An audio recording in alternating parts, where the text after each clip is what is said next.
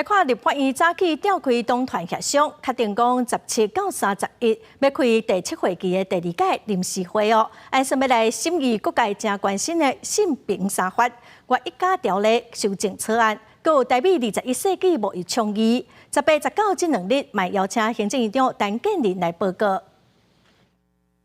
立法院17早起开党团协商，确定第7会期第1摆临时会期定价优先法案，按算审议各界关心的性平3法、外役监条例修正草案，加台美21世纪目标倡议，在野党团先表达主张。台美21世纪贸易倡议的相关的审查，我们主张8个委员会应该共同来审查，外役间的审查能够公开透明，要录音录影。 民众党团是提议，面对愈来愈严重网络诈骗加治安问题，也应该将相关法案的修法纳入议程。国人非常关心的就是所谓的诈骗跟个资外泄的一个问题，所以我们针对资通安全管理法以及这个个资保护法，我们也会提出相关的修法。针对公益街道保护法，社议党团也强烈要求，应该要把它摆在临时会里面来去处理。 党团协商最后决定，第2摆临时会时间是17到31、18、19要邀请行政长陈建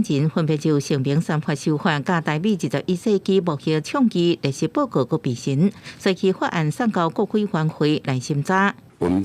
现在要讲清楚，今晚临时会，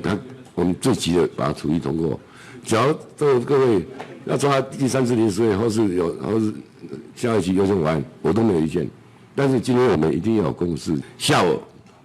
台湾会的时候，我们提出，让大家来对一下嘛，是不是也可以包在一起哈？郭建明呼吁朝野党团在临时会期间应该理性讨论，大家有共识，和相关的修法赶紧通过，来回应社会期待。记者综合报道。